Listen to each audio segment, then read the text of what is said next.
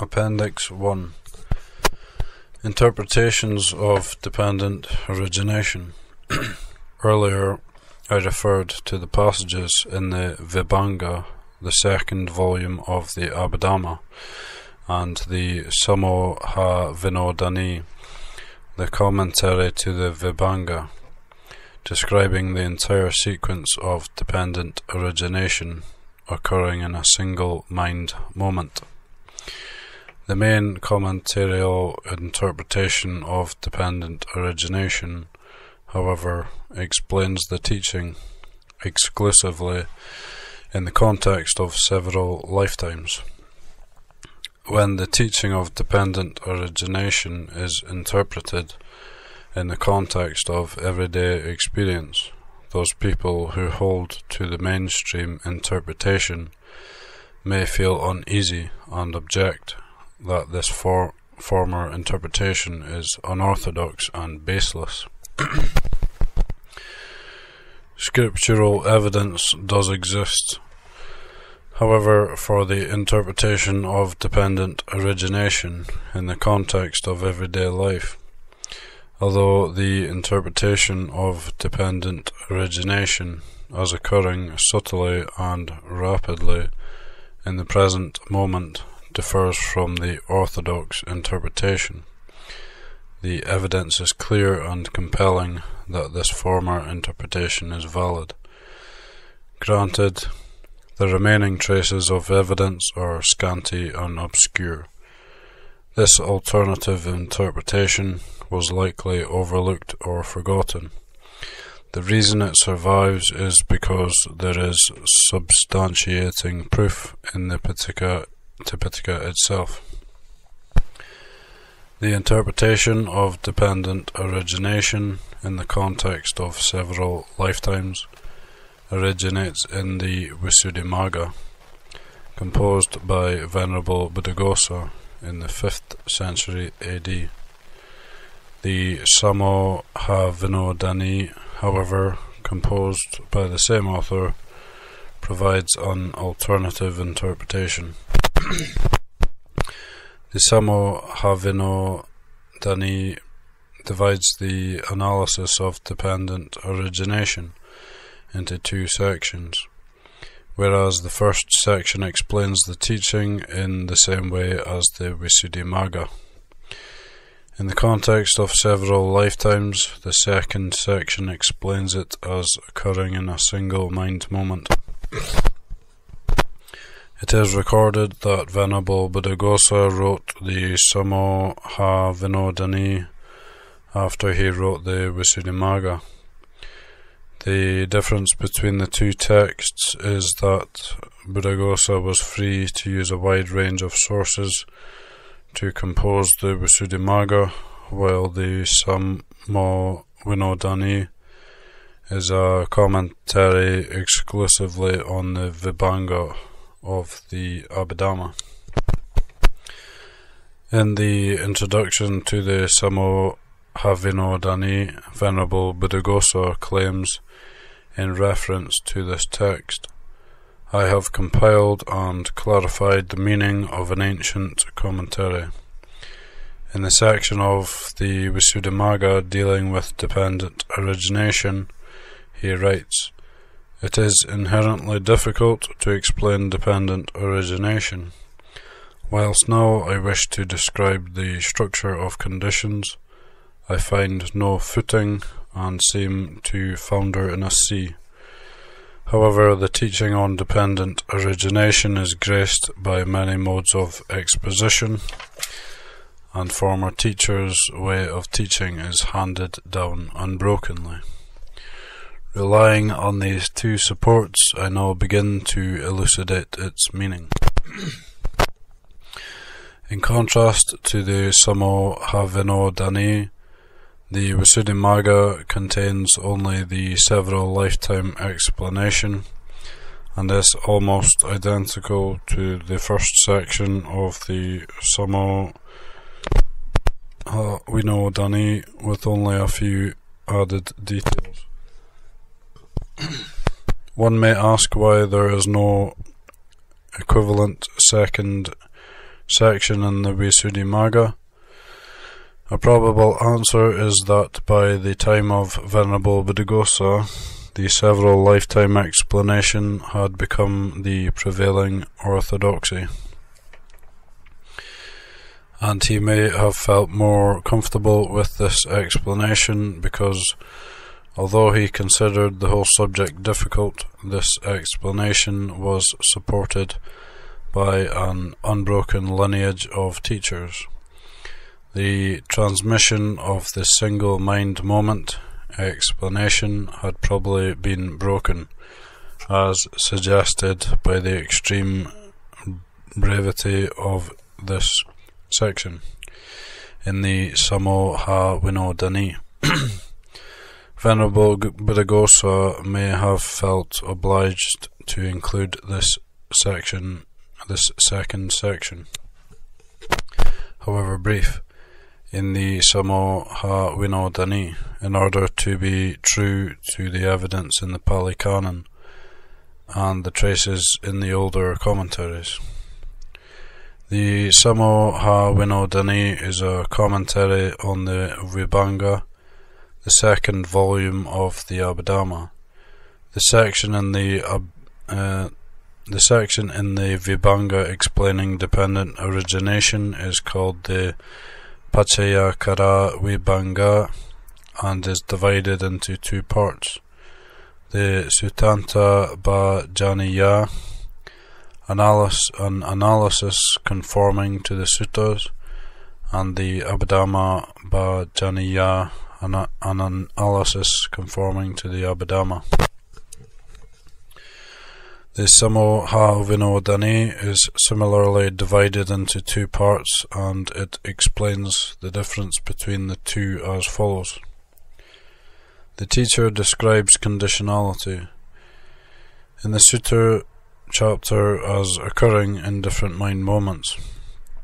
Conditionality does not exclusively occur in different mind moments, but also occurs in a single mind moment. The intent here is to describe the ways in which conditionality occurs in a single mind moment, according to the Abhidhamma chapter. In the Sutta chapter, conditionality is determined as occurring in many mind moments. In the Abhidhamma chapter, conditionality is described in the context of a single mind moment. Here is an example from the Sammoha Vinodani of dependent origination functioning in everyday life, i.e. a single mind moment. Birth, aging and death here refers to the birth, aging and death of immaterial things, not a broken tooth, greying hair, wrinkled skin, dying or passing from this state of existence. It is noteworthy that the Sutta chapter of the Vibhanga dealing with conditionality in the context of several mind moments, i.e. emphasizing several lifetimes, covers only 4 pages. In contrast, the Abhidhamma chapter concerning conditionality in the context of a single mind moment covers 54 pages. In the Sammoha Vinodani, however, these proportions are reversed. The Sutta chapter runs to 70 pages, while the Abhidhamma chapter covers 14 pages. The reason this latter division in the Sammoha Vinodani is so brief may be because Venerable Buddhaghosa did not have much to say about this subject, or it may be because he felt the subject had already been covered in great detail, and therefore it did not need to be expanded upon. In sum, the basis for the interpretation of dependent origination in the context of everyday life is found in the Pali Canon, and traces of it remain in the commentaries. It has merely faded in prominence, been forgotten, or been overlooked. Appendix 2, Laws of Nature, Dhamma Niyamata. The Buddha presented two key classifications, which he referred to as Dhamma Niyamata, which may be translated as certainty of nature, natural order, or law of nature. This term refers to the naturally existing principles of truth, or to independently existing truths of nature. Whether a Buddha appears or not, these truths exist according to their own inherent properties. These two classifications of Dhamma Niyamata are as follows. 1. Ida Paccayayata, specific conditionality, the law of dependent origination comprising 12 factors. 2. Anicca, Dukkha, and Anatta, the laws of impermanence, dukkha, and non-self. Beginning with the commentaries, these three factors are referred to as the three characteristic tilakkhana.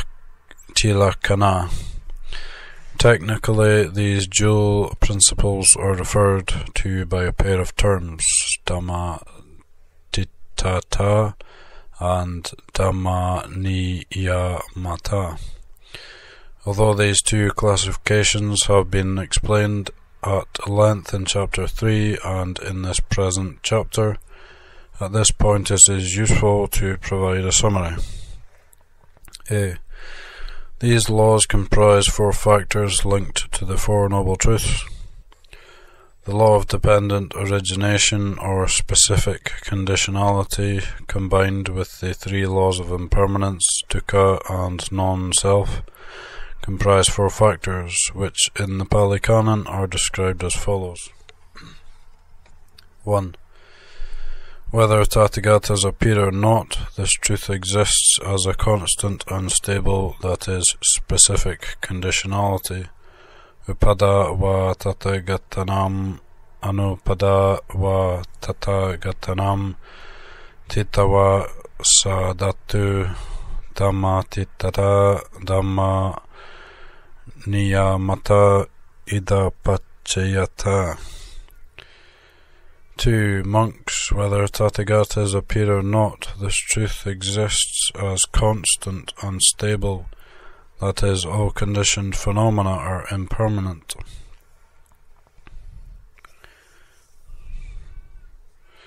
3. Monks, whether Tathagatas appear or not, this truth exists as constant and stable, that is, all conditioned phenomena are unenduring. 4. Monks, whether Tathagatas appear or not, this truth exists as constant and stable, that is, all things are non-self. In brief, the factors are 1. Ida Paccayayata, the law of specific conditionality, equals Paticcasamuppada, dependent origination. 2. Anicca, the law of impermanence. 3. Dukkha, the law of unendurability. 4. Anatta, the law of non-self. The law of dependent origination reveals how the 5 aggregates exist as mutual interrelated causes and conditions. This law deals with the existence of conditioned phenomena, Sankhata Dhamma, which comprise all phenomena in the conventional world. The laws of Anicca and Dukkha reveal how all conditioned phenomena, i.e. the 5 aggregates, are without exception impermanent and unenduring. The law of Anatta reveals how all things, both conditioned things and the unconditioned asankhata, things both with the 5 aggregates and transcending the 5 aggregates, khandha vimutti, are non-self. The law of dependent origination reveals how the interrelationship between the 5 aggregates creates a dynamic that generates suffering, which is specifically referred to as the cycle of origination, Paticcasamuppada. Samudaya Vara. This corresponds to the second noble truth, the noble truth of the cause of suffering. Samudaya Ariya Satya. Specific conditionality by itself indicates the impermanence and unendurability of the five aggregates of all conditioned phenomena. Sabbe Sankara Anicca, Sabbe Sankara Dukkha. Because the five aggregates are subject to specific conditionality, are marked by impermanence and unendurability, and in addition to this fall under the sway of the law of non-self. They act as a basis and cause for suffering, or they are the gathering point for potential suffering to arise. This corresponds to the first noble truth, the noble truth of suffering, dukkha ariya satya. In the end analysis, conditioned formations, sankhara, are natural phenomena, Buddhadhamma, which means that they have their own character or nature, bhava. They do not constitute a stable, fixed, substantial identity. They do not belong to anyone, nor can they be governed or dictated by anyone in any real sense. As conditioned phenomena, they exist according to specific causes and conditions. Their impermanence and unendurability is a result of this conditionality. No one can force them to be otherwise. They are thus included with the province of the law of non-self, sabbe dhamma anatta. Apart from conditioned phenomena, there also exists the unconditioned, which transcends specific conditionality and is not created by conditioning factors. It is permanent, nicca, and free from dukkha. It constitutes the cessation of dukkha, dukkha nirodha. This corresponds to the third noble truth of the cessation of suffering, nirodha ariya satya, namely nibbana. The unconditioned, likewise, is a natural phenomenon, which means that it too does not constitute a stable, fixed, substantial identity. It does not belong to anyone, nor can it be governed or dictated by anyone. It too is non-self, anatta. For this reason, the fourth law of non-self pertains to all things, both conditioned things, sankhara, and the unconditioned, visankhara, both constructed things, sankhata dhamma, and the unconstructed, asankhata dhamma. The unconditioned is not subject to the cycle of origination, samudaya vara.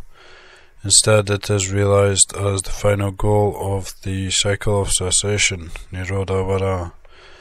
It is reached by the stopping, ceasing, non-existence, and non-arising of dependent origination, Paticcasamuppada. Although it passes beyond the realm of conditioned phenomena, and it is permanent and free from dukkha, it shares the characteristic of non-self with all other natural phenomena. It does not belong to anyone. It does not manifest as some form of being. It does not constitute a self, nor is it subject to anyone's will. It exists according to its own inherent nature. The noble truth of the path leading to the cessation of suffering.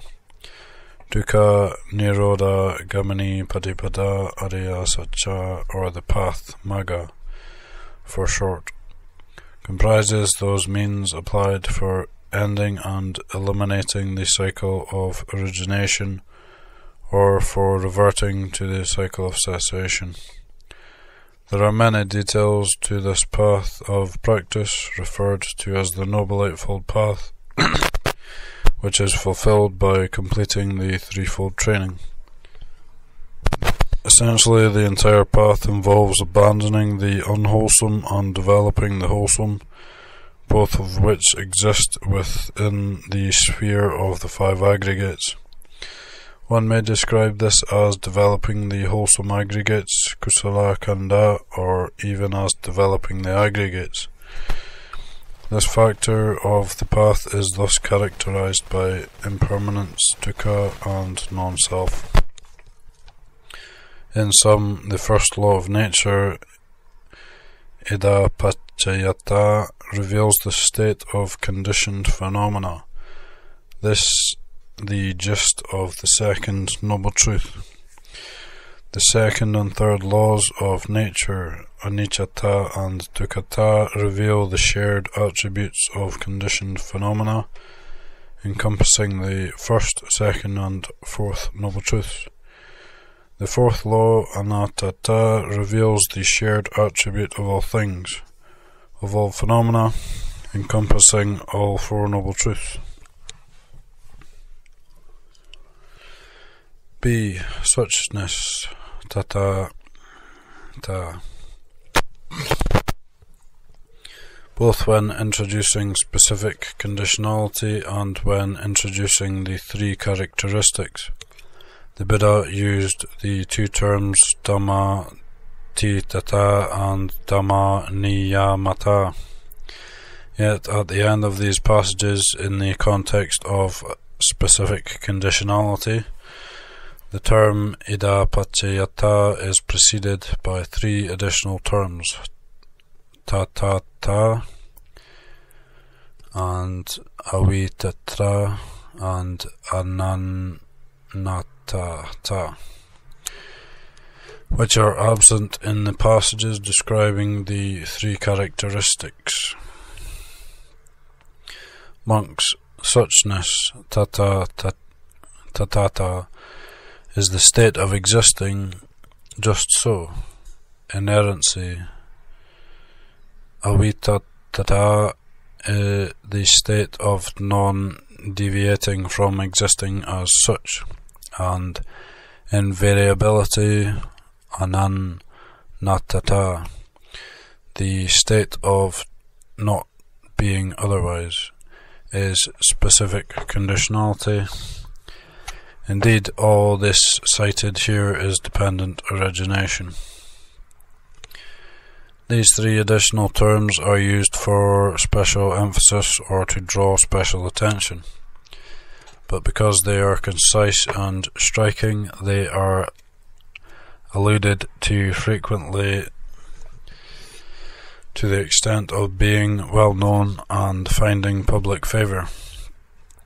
The term tatata in particular is mentioned frequently in Buddhist circles, and because this term is only found in connection with specific conditionality, dependent origination, people may believe that it only refers to this subject. The following words of the Buddha provide a broad perspective on this matter. Monks, these four things are actual, tata, unerring, avitata, not otherwise, anantata, what for? This is suffering, this is the origin of suffering, this is the cessation of suffering, this is the way leading to the cessation of suffering. This is actual, unerring, not otherwise. Therefore, monks, you should make an exertion to understand. This is suffering. This is the path leading to the cessation of suffering. Note that in this context, the three aforementioned terms refer to the Four Noble Truths, and they are used to supplement the meaning of the word satya, truth.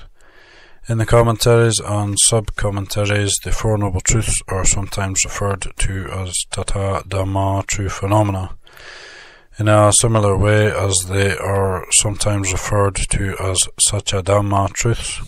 The term Satya Dhamma, however, does not always refer to the Four Noble Truths. There are other noteworthy passages in the Tipitaka in which the Four Noble Truths are referred to by these three aforementioned terms.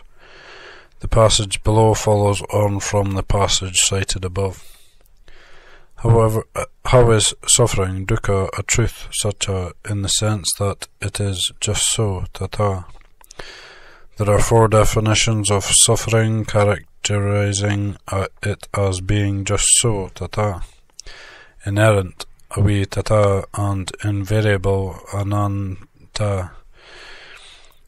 There is the definition of suffering as oppression. There is the definition of suffering as compounded. There is the definition of suffering as a state of burning. There is the definition of suffering as fluctuation. How is the origin, samudaya, cause of suffering? A truth in the sense that it is just so.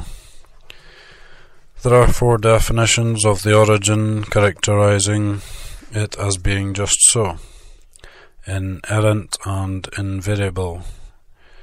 There is the definition of the origin as the merging of originating factors. There is the definition of the origin as cause, nidana, source. There is the definition of origination as bound, and there is the definition of origination as obstructed. How is cessation, nirodha, a truth in the sense that it is just so? There are 4 definitions of cessation, characterizing it as being just so, inerrant and invariable.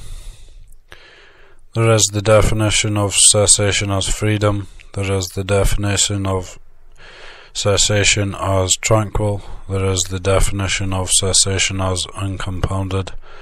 And there is the definition of cessation as deathless.